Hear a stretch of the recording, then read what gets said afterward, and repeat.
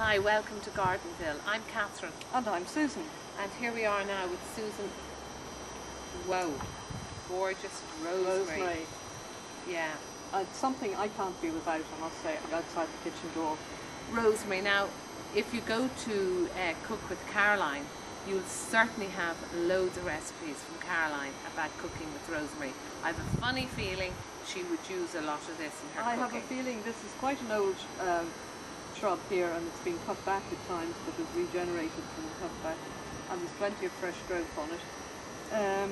You will find if you're buying a rosemary and you're a keen cook, have a good smell first. There are different strengths. Oh, are there? Yeah, I mean, I couldn't tell you which variety is stronger, but I found that with some of them that they were quite mild. Well, somebody now watching us might come up with and tell us if they'd email us or go on Facebook and just tell us which rosemary they think is the nicest, for example, with your bit of lamb, or what else would you use rosemary? Rosemary over roast potatoes, roast potatoes or delicious. Something. Rosemary in a casserole. Well, I think it's go to Cook with Caroline. Yeah, I think she's going to definitely. We'll stick with the gardening and that's definitely, absolutely. But yeah, it is very powerful. Do people cut that and bring it into the kitchen? Does it give a smell in the kitchen?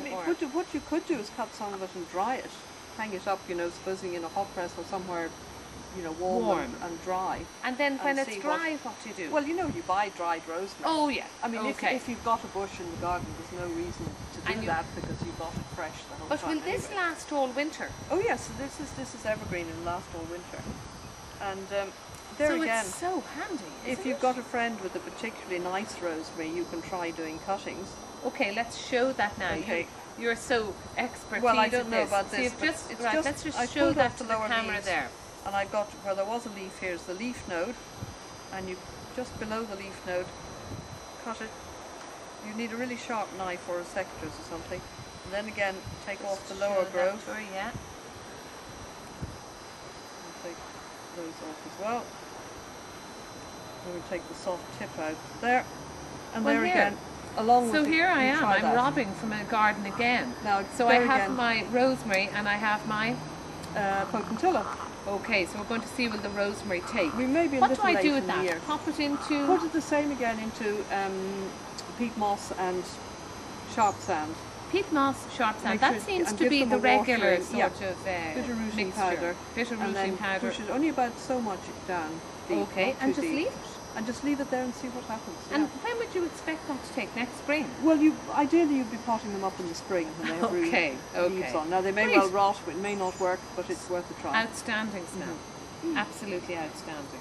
And a great thing to have in the garden. Oh, to me it's essential, yeah. Yeah, so you could have your little herb area. You could, if you're in an apartment, have this growing in a pot. You could grow it in a pot, yes. Very easily done then. Just keep it trimmed and keep it. And in the one pot, I wonder, could you have loads of little herbs growing together? You can do. They sell herb pots, which we probably do in the spring. Yeah. They have, like strawberry pots, you have different holes around the pot for your herbs. Oh, right, okay, yeah. Now, rosemary, I'd give a pot of its own to rosemary, because it's more of a shrub than a right, herb or something.